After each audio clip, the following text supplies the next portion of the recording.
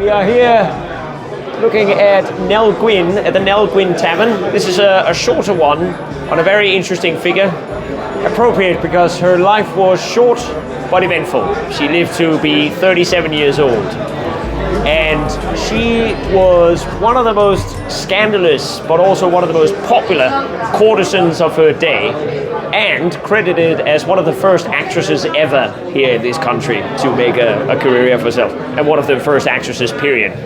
She came right after the reign of Puritanism that had taken hold of the country in the 1650s. So she was kind of the antithesis of all what the Puritans stood for. She was irreverent, cheeky, witty, and completely scandalous. The Puritans would have hated her, but good for her, they weren't in power by the time she came about. Instead, it was the merry monarch, who she would mesh with very well, so much so that she would become his mistress, and one of his most popular mistresses.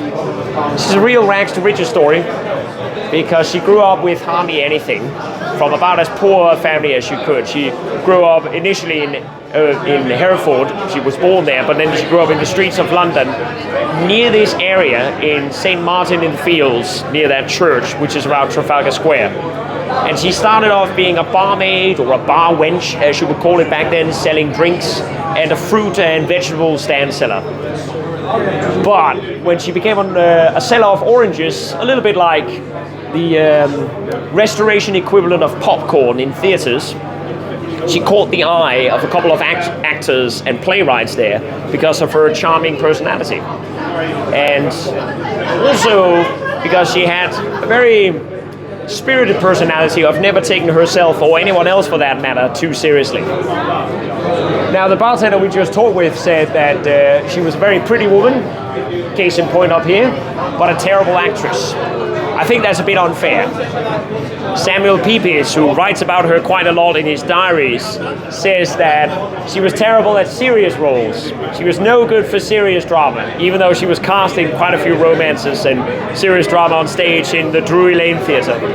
But she was very good with comedic timing, so she was ideal for sort of a tongue-in-cheek prologue or epilogue and things like that. So she excelled really well there. She caught the eye of the king, Charles II, in 1667.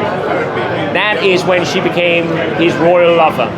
So she made it from commoner to actress to royal mistress. And as soon as she got into court, she started actually being part of the courtly intrigues there. Very loyal to Charles II. One of her sayings was supposedly, it's all about being loyal to your king and to God. Right? And she certainly embodied that. Speaking of God, here's a one funny quote of her that she came with. At one point when she was a royal mistress, she rolled into London in a proper full carriage. She was mistaken for the Duchess of Portsmouth, Louise, who was a renowned Catholic. Catholics were very unpopular at this time, so people were trying to block her carriage and block her from entering the city. Her response to the crowd was, "Pray, good people, be civil. I am the Protestant whore."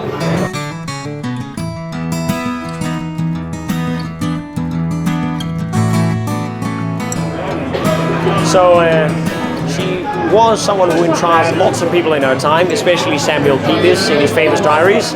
He tended to call her Pretty Witty Nell, was his typical title of her. He was not the only one who was taken in by her though, so was Charles II.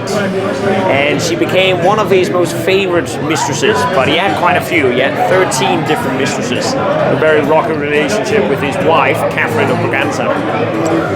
Now, supposedly, she was one of the less greedy, or less of a gold digger, you might say, than his other mistresses, and wasn't requiring quite as much, and was quite loyal and faithful to Charles. Although she had a bit of a taste for men that were called Charles, and she affectionately referred to him as her third Charles, or Charles III, because she had been with an actor called Charles before, that was the first one, and with a duke called Charles. So Charles II got turned into our very own Charles III. Imagine telling that to His Majesty today. At one point, since all his children, almost all his children were illegitimate heirs, and he never got any children with Catherine, he only managed to get children with many of his different mistresses. Charles had a bit of a habit of raising them to aristocracy, raising them to become dukes or the like. And supposedly it's reputed to have happened in a particular way with Nell. She gave him 2 sons.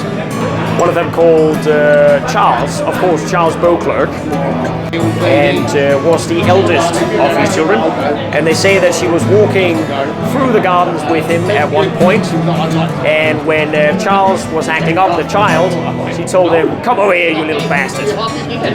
Now the king got horrified that she called their child a bastard, but then she asked him, "Well, isn't that what he is? I should call him what he is, right?" And at that point they say that Charles decided to raise him up to become a duke and become the Duke of St. Albans after that, because that was too improper, that couldn't be right. So that's a funny little story of that, supposedly. Certainly one who said things as they were. That is how she's remembered quite a bit. Lastly, on his deathbed in 1685, the king is reported to have said, as some of his final words, "Please don't let poor Nelly starve." And his brother, James II, upheld that agreement and did make sure to see her well off and give her a proper pension and keep her out of debtors' jail. Because when Charles II died, creditors were on the hunt for her. She was certainly owing a lot of money to a lot of different people. So it's a good thing for her that James II came around to save her skin. Unfortunately though, she had a seizure and died at the young age of 37, but lived to the rest of her life in relative comfort, apparently. And so ends this fascinating tale about Nell Gwynn.